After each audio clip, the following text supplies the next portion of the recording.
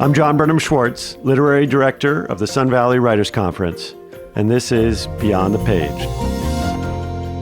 In this episode, I have the great pleasure of speaking with novelist and classicist MADELINE MILLER as we mix into our conversation a few excerpts from the captivating talk she gave at the 2019 Sun Valley Writers Conference.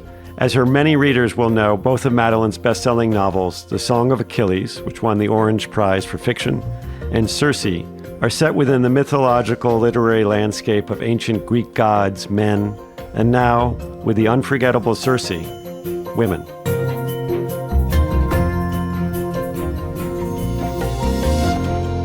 So now it's my pleasure to welcome MADELINE MILLER.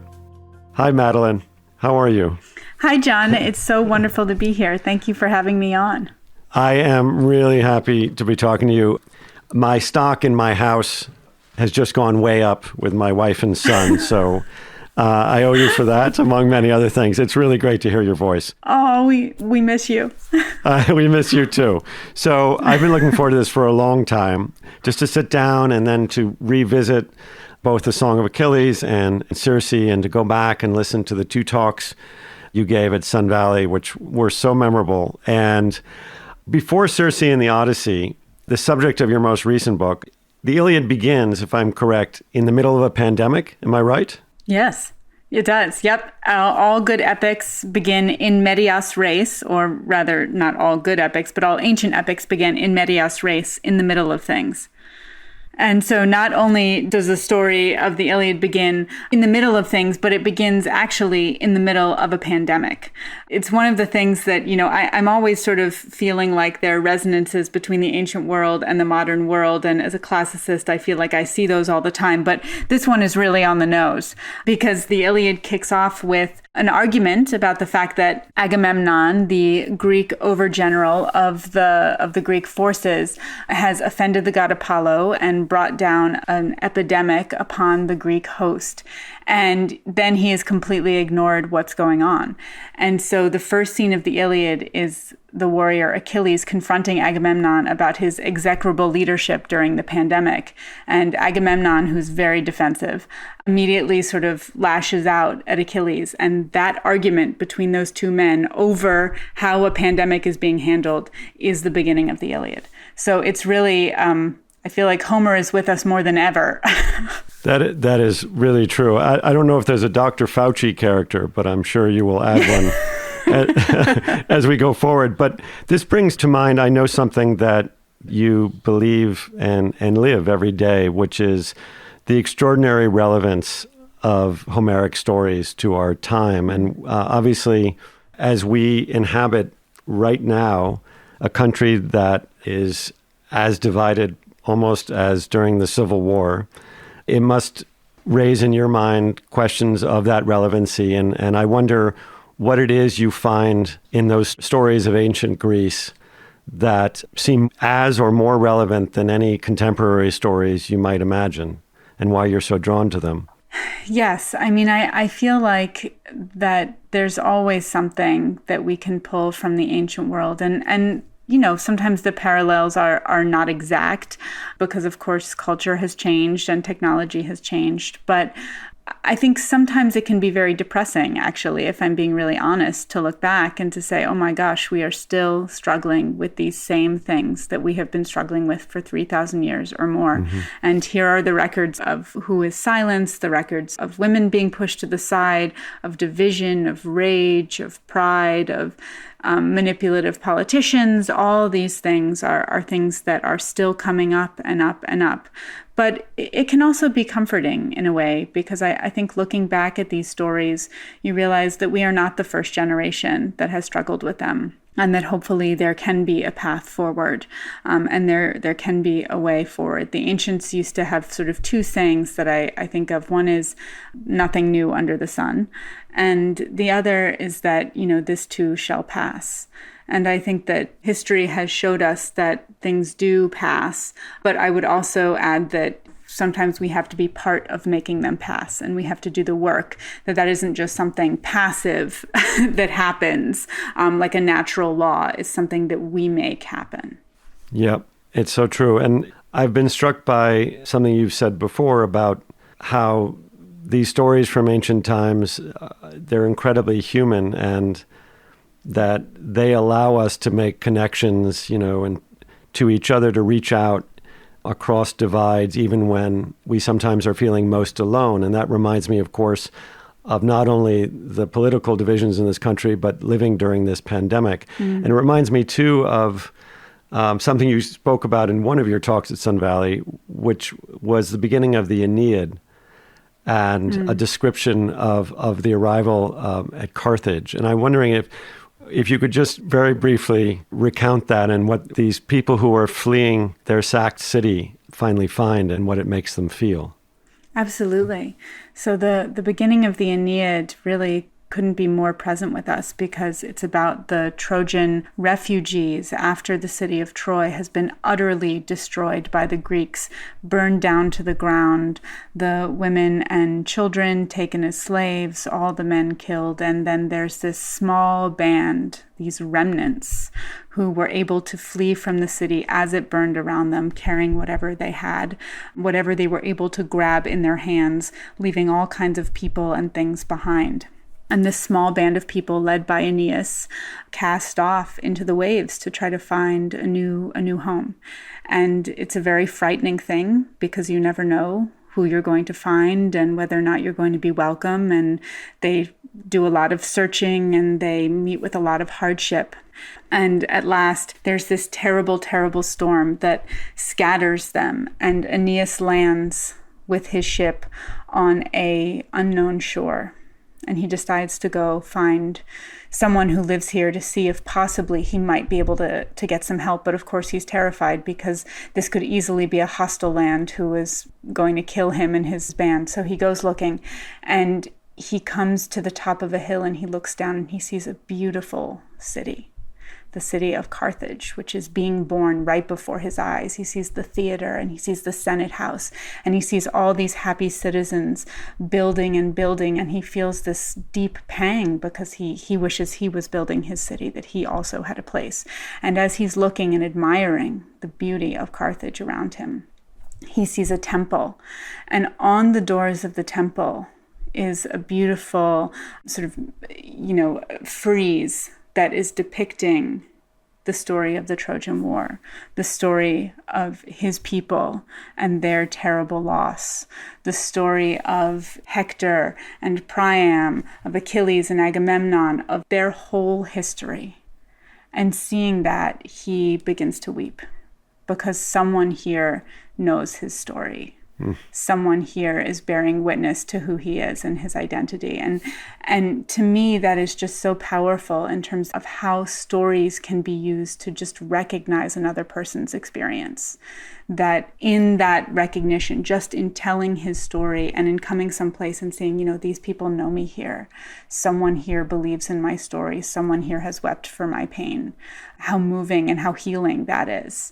And how stories, I think, really carry that with them. That if we can tell the story of something, we can begin to heal. And then if someone else can hear our story, then we can begin to heal.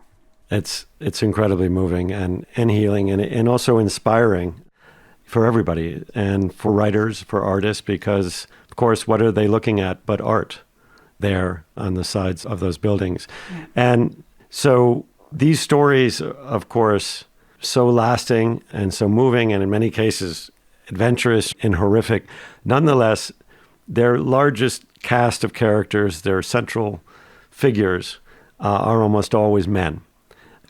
White men of a certain kind, heroes of a certain kind. And I know that as we talk about the relevance of Homer, it touches on another question that is incredibly important to you and to many, and that you've been exploring in your work from the beginning. And that is questions of sort of, as you referred it to me the other day, narrative justice and injustice. So whose stories have been suppressed and kept out, silenced? Who gets to tell those stories and why? Yeah. How other voices might be liberated through an act of narrative justice. And I wonder how, as we make our segue now to CIRCE, how prevalent was that in your thinking as you first began to think about the stories you were going to set in the ancient world. In the Song of Achilles, the protagonist is Patroclus, who is not much heard from at all in the Iliad, but is Achilles' most intimate friend and possibly lover. And then, of course, in Circe, there's this figure who, again, is a character in the Odyssey, but is certainly not central. It's not her story. Was this something that was always in your mind, and a way that you connected it in your own mind to how relevant or not relevant it was to our time? Absolutely. It was something that these ideas of, narrative justice, I think were really with me from almost my very first experiences with classics, because on one hand, I fell head over heels for these stories. I absolutely loved them. I could not get enough of them. I wanted to study them. I wanted to breathe them. And at the same time, I was noticing that this was a very small segment of the population that was telling these stories. These were aristocratic men with very, very few exceptions who were telling these wonderful pieces of poetry, and that very often the stories themselves centered on aristocratic men. And, I couldn't help but notice that the women in the stories were often pushed to the side.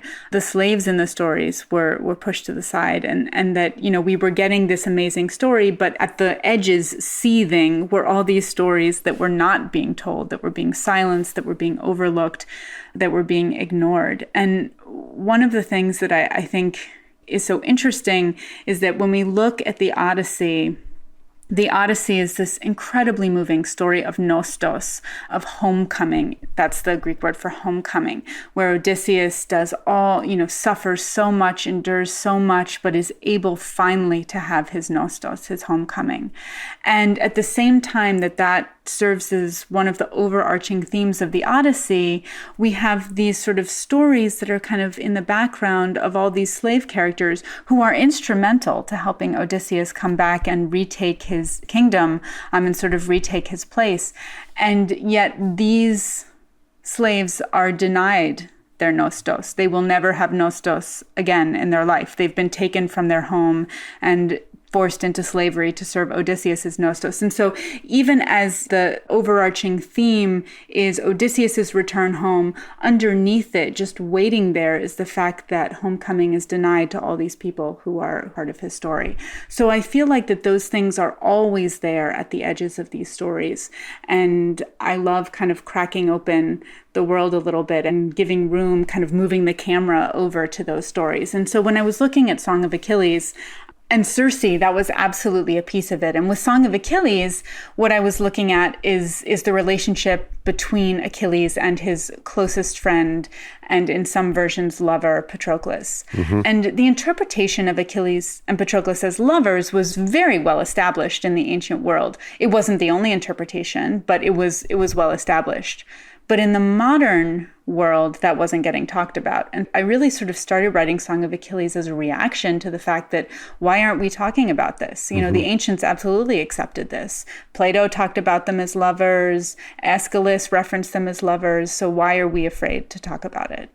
So that was sort of, again, there's that narrative justice. And then with Circe, of course, this incredibly strong, interesting female character who had been basically just cast only as a cameo in Odysseus' story and, yes, having to be tamed within his story. So to me, narrative justice is really important. And sometimes if you write, if you just say, well, we have to pay attention to this story, it's not as engaging. I mean, we humans are so story driven. And so the best way to get people to pay attention is to make a story about it. Always was, always will be.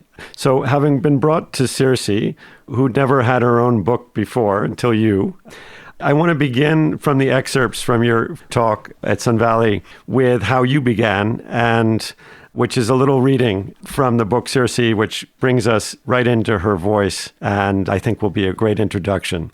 So with that, let's take a listen to this. I'm actually going to start with just a very, very short reading from the book. And I always like to do that because, of course, Homer, who is my inspiration, is coming out of oral tradition. And the Iliad and the Odyssey, when they were originally experienced by ancient audiences, were heard. These were songs that were sung and performed, and audiences would come and listen to them. It was only later that they became such an experience on the page as well. So when I write, I do a lot of reading out loud with both both this and Song of Achilles because I want the works to have sort of an oral presence, just as Homer does. So, Circe in mythology is most famous for her appearance in Homer's Odyssey, where she turns Odysseus's men into pigs. So this is a little pig section here. Odysseus is the he in this section. He asked me once, "Why pigs?" We were seated before my hearth in our usual chairs. He liked the one draped in cowhide, with silver inlaid in its carvings. Sometimes he would rub the scrolling absently beneath his thumb. "Why not?" I said. He gave me a bare smile. "I mean it. I would like to know." I knew he meant it. He was not a pious man, but the seeking out of things hidden, this was his highest worship. There were answers in me. I felt them, buried deep as last year's bulbs growing fat. Their roots tangled with those moments I had spent against the wall, when my lions were gone and my spells shut up inside me. After I changed a crew, I would watch them, scrabbling and crying in the sty, falling over each other, stupid with their horror. They hated it all, their newly voluptuous flesh, their delicate split trotters, their swollen bellies dragging in the earth's muck. It was a humiliation, a debasement. They were sick with longing for their hands, those appendages men use to mitigate the world. "Come," I would say to them, "it's not that bad.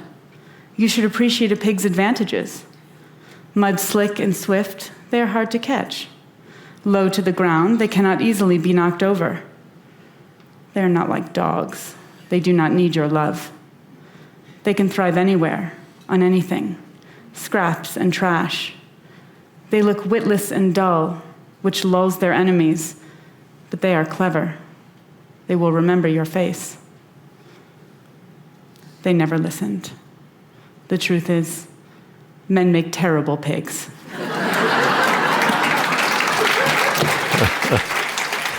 I love that. Now that we've had a chance to hear Circe a bit in her own words, your words, could you tell us more about her? Before I came to the book, she was just a name, a chapter seen through Odysseus's eyes in the Odyssey. But she's such a complex character. I mean, who was she really in the world of Greek mythology? What powers, strengths, and weaknesses did she have? And what stories and writers spoke of her? Sure. One of the pleasures of working with Circe is actually that there isn't that much about her. Everyone makes a lot about the pig story, but the pig story is actually also kind of unexplored. And one of the gaps that I really wanted to work with is, why is Circe turning men into pigs? Which is never addressed in Homer at all. It's sort of treated in later works as like, well, because she's evil, because she's a woman, you know.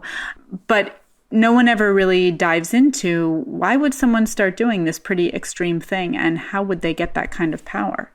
I was also really interested, so in the Odyssey, we just have this bare bones description of, she lives on the island of Aiaia. She has tame lions and wolves that surround her. She is the daughter of the sun god Helios, and she is also a witch. So I really wanted to work a lot with sort of what it meant to be a witch as opposed to a goddess, because one of the things that you can see is that in the world of Greek mythology, she's one of the lesser goddesses. She's a nymph. She's basically the bottom of the barrel. Mm-hmm. So, you know, if you're a nymph, you don't get to use your divine powers very much because they're so limited and they can be pretty much overruled by any of the major gods around you. But yet, when we see Circe in the Odyssey, the god Hermes is there, and he's clearly a little intimidated by her. So I thought, well, how did a nymph, the lowest of the low, end up being able to kind of hold her own on this island surrounded by lions and wolves? And the answer as Homer tells us, is witchcraft. So I did sort of a big dive into what it meant to be a witch, into her witch power. And what kept coming up is that witch power and divine power are kind of opposites. That divine power is the snap your fingers and it happens, whereas witchcraft comes out of understanding herbs, mixing potions, knowing when you have to dig up a plant, knowing, the words you have to say and how you have to work it. And basically it comes out of experience, hard work, passion, skill, trial and error. And so the more I thought about witchcraft, the more I thought, my gosh, this is an art. This is not only this is a metaphor for any sort of creative endeavor. That's really and as interesting. soon as I realized that, I began to thinking, my Circe is an artist. It isn't just about, she's a witch, but that witchcraft is an art. Mm-hmm. So that was sort of a big piece. Go ahead. Sorry. No, I mean, and what did you realize that she had the potential to be so important in a way that she could grow as much as you could imagine her growing, in a sense, into her own story? I did. And I think some of that, again, goes back to Homer, that one of the interesting things about her depiction in Homer is that she is very frightening and menacing in the first part of the story. But in the second part of the story, she and Odysseus kind of come to this understanding, and then she offers him and his men hospitality for a year, which they desperately need. They are exhausted physically and emotionally. They've lost 11 of their 12 ships. They are just totally, at the end of their rope. There's a god who hates them, the god Poseidon. And so she kind of steps in and rescues them, and they stay with her for an entire year. And when they leave, she sends them off with the best possible advice and full stores. So I was really interested in the fact that even in Homer, we can see this double side of her, that she is benevolent, but she is also frightening, that she is a healer, but she can also be a destroyer. So I felt like even just within the Homeric episode, I was being invited to give her a full range of personality, because we see her really do both. Although usually that benevolent side is what has been forgotten in later versions. She usually is remembered as a villain. So I was kind of excited that in writing this full personality, I was also, the classics part of me loved that I felt like I was going back to the original. Yeah. And it is part of Homer's genius to leave that room around the minor characters as well. Yes. That you can fill in a sense, because they're such complicated figures in how they're suggested. So in Song of Achilles, you wrote about the Trojan War through the eyes of Patroclus, as we said. Achilles, let's call him his lover. And so reading that book, I found to be, it's like exploring some previously unmapped, imagined tributary of the Iliad, which of course, the Iliad, of course, in its own way is a prelude for the story of Odysseus in the Odyssey. But before Odysseus and the Greek army can set off, on their very long journeys home, the endless, absolutely horrific Trojan War has to finally end. Mm-hmm. So can you just give us a snapshot of the very end of that war, just how things were on the eve of the Greeks' departure for home before we make our transition then to Odysseus and on to Circe? Sure. So the Iliad itself actually is such an interesting work because it covers a very short period of time in the war. It begins with Sing Goddess of the destructive rage of Achilles. And then we sort of see the rise of that rage and how Achilles' rage plays out. Originally, Achilles' rage is directed at Agamemnon for insulting him in public. But when the Trojan prince Hector kills his beloved Patroclus, then the rage is now transferred to the Trojans and to Hector himself. So Achilles, in that full rage, kills Hector, but killing Hector is not enough. His vengeance is not satisfied. His grief is still so raw, and then he drags famously Hector's body around and around the walls of Troy in view of Hector's family, King Priam, Queen Hecuba, who are standing on the walls. And so what is so amazing is that we get to this really unbelievable moment of inhumanity. And interestingly enough, when he is acting most inhuman, he is acting most like a god. Homer tells us that, he is acting in this, with this incredible cruelty and selfishness and sort of hugeness of emotion.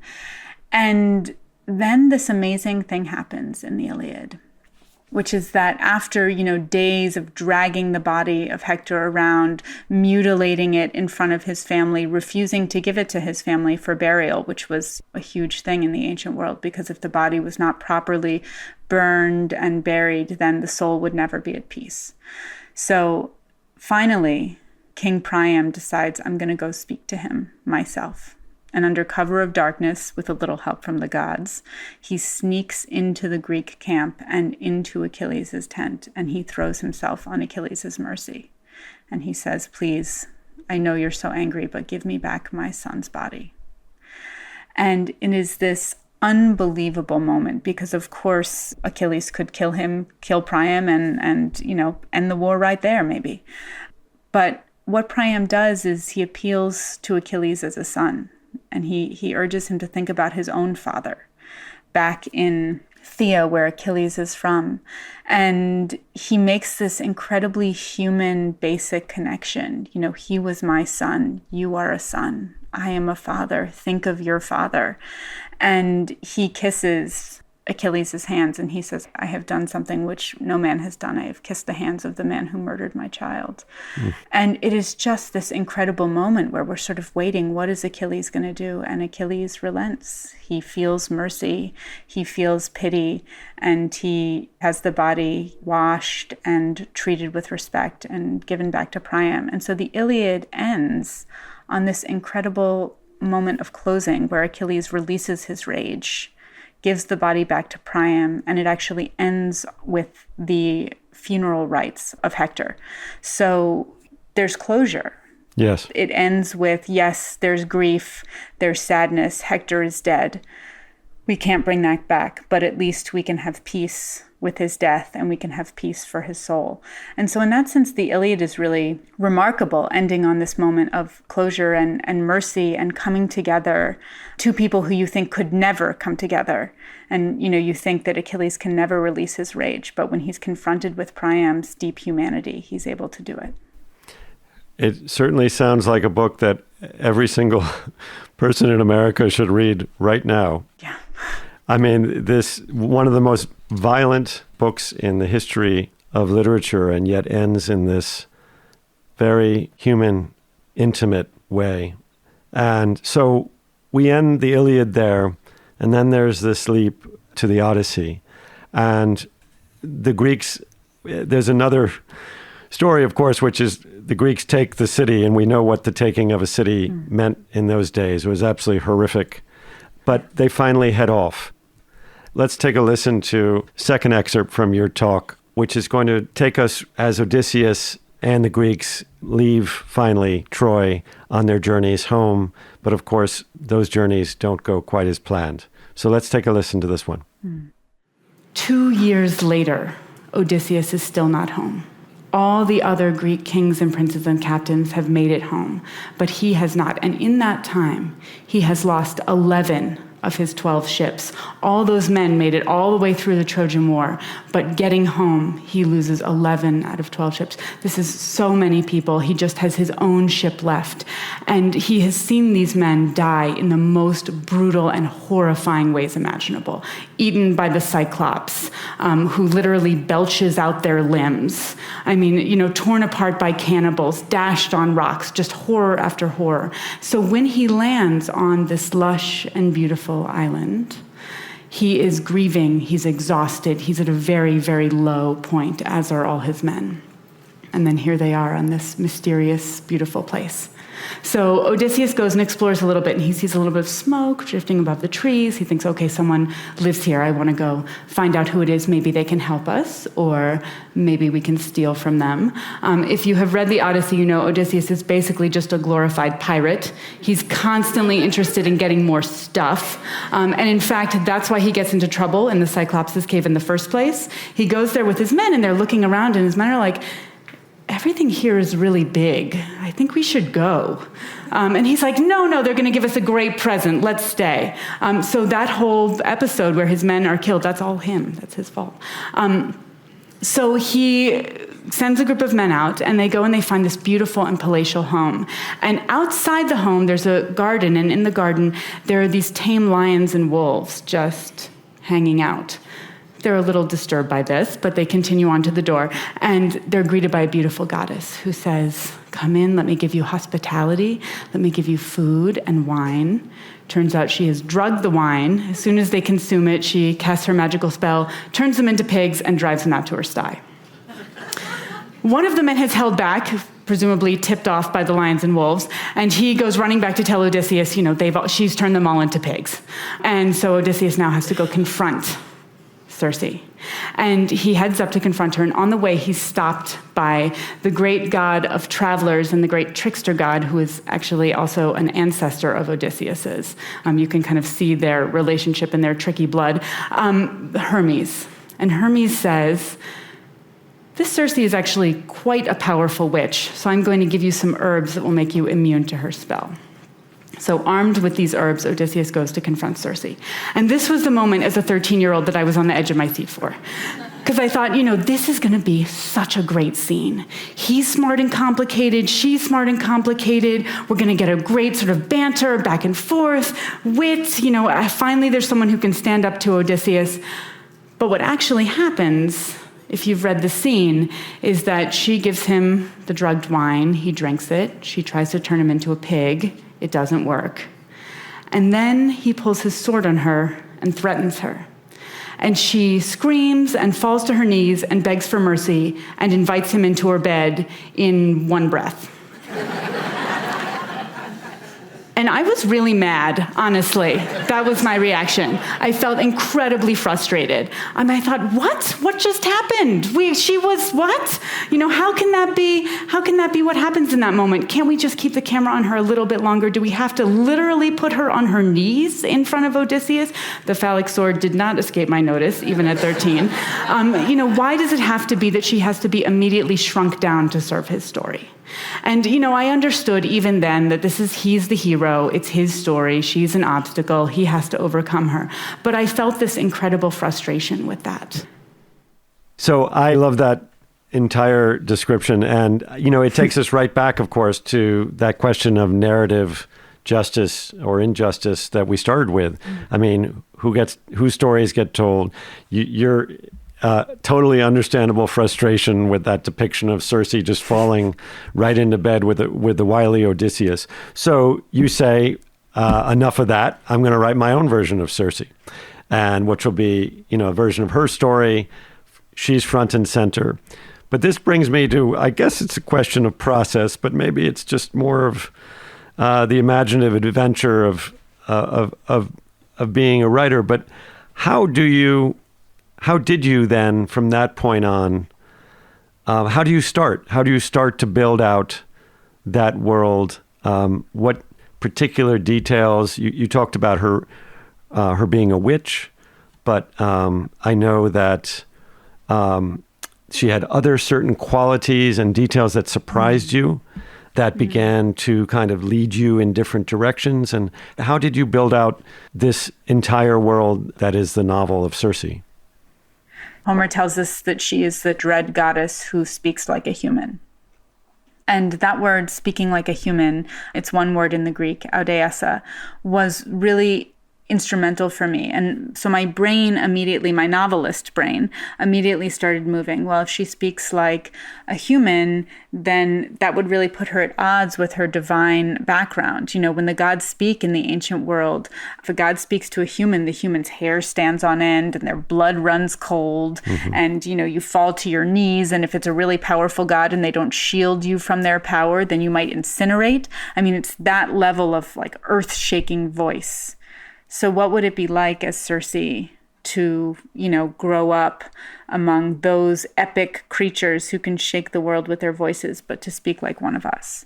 So now I'm bringing in sort of her psychology, and I'm thinking, well, you would be an outcast because the gods value power above all. And you would sort of never really belong to either the world of gods or humans. You would always be straddling the two worlds, and so it would make you an outsider. And outsiders are always really interesting characters to write about because they have wonderful perspectives on the worlds that they don't quite belong to. Yep. So, it was things like that. I would sort of take a detail from her story, a detail that really spoke to me, and then I would try to give it real psychological background. I would say, okay, let's accept this as fact. What would be the implications of it psychologically? How would that develop over the course of a lifetime? And so that one word in the Greek ended up giving me kind of the structure of the whole novel, because I saw her moving away from the world of the gods and towards the world of humans. And it also gave me like one of her key personality characteristics, which is that Circe is a character with a lot of empathy. Yep. And her ability to speak like a human and her ability to have empathy, to me, were the same thing. And so all of that kind of grew out of that one word. So that's kind of my process, is that I find those little bits and I really do battle with them and then I see what I have.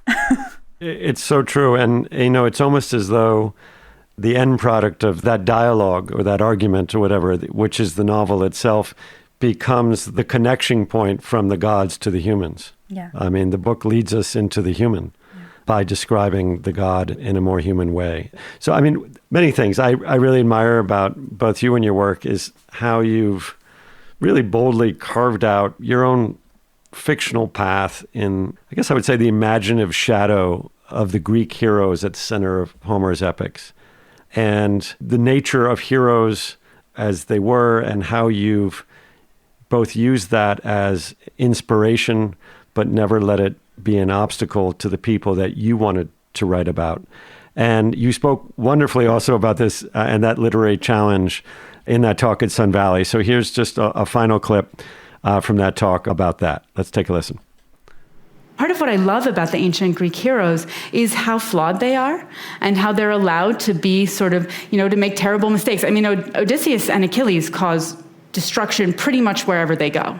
And so I wanted Circe to be able to make mistakes, to have that same scope, and to have to live with the consequences of those mistakes. And Circe is much more interested than they are in sort of trying to make things right, but to keep that ability for her to be flawed felt really important. On top of that, Ovid also gave me this other really important piece that ended up kind of connecting to what I was thinking about with Homer, which is that Ovid describes her as having an ingenium, an inborn quality that is more fitted for love than other gods. And that was really interesting to me. Now, he means romantic love, but immediately in my novelist's brain, I'm thinking that's the same thing as speaking like a human. To me, those things are the same. And immediately I see this connection that Circe is born with the ability to feel empathy, which gods cannot feel for the most part. Now, if you know the ancient myths, you know that the gods are basically horrendous. They are only interested in themselves. They're completely petty, totally impulsive. If you make them angry, they will punish, not only you, but your children and your children's children, and their like on down through the centuries until the fates or some other god makes them stop. And they will just, all they care about is their own pleasure and their own desire. Sometimes they can be helpful if they like you, but if you make them angry, forget it. It's over. And so, thinking about that, what would it be like to grow up with a family like that?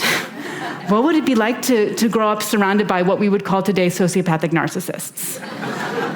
And to feel like that's not me. I want to be somewhere else. And so part of what I love about these stories, I mentioned how human they are, but also just how real they feel. That when you think about the Odyssey in terms of real life, and yes, there are six-headed monsters, yes, there are gods, but really the Odyssey is the story of this exhausted war veteran who is desperate to get home to his family.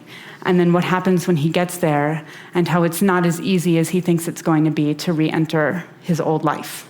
And I think that is a story that is a timeless story. And so with Circe, I was sort of wanted to keep that realness. Yes, she's a witch and a goddess, but she is also someone who is born into this abusive family, who is trying to get out and trying to figure out, can I get out? What is the cost of getting out? And how do I build myself? I have absolutely no models. How do I build myself from the ground up? Is it possible? And so keeping that focus on the human. And I think in some ways that's an experience that we all have. Hopefully we don't have families like CIRCE's. But one of the things that I think is true about childhood is that childhood is kind of like growing up in these secluded halls or on an island, that you grow up there and everything on that island is all you know. And so you take it for the whole world. And at some point, you get on a boat and you sail away and you start meeting other people, and maybe you visit their islands for dinner, and you go off to college and you look back and you get perspective on your family, and you suddenly think, that thing my family does is really weird.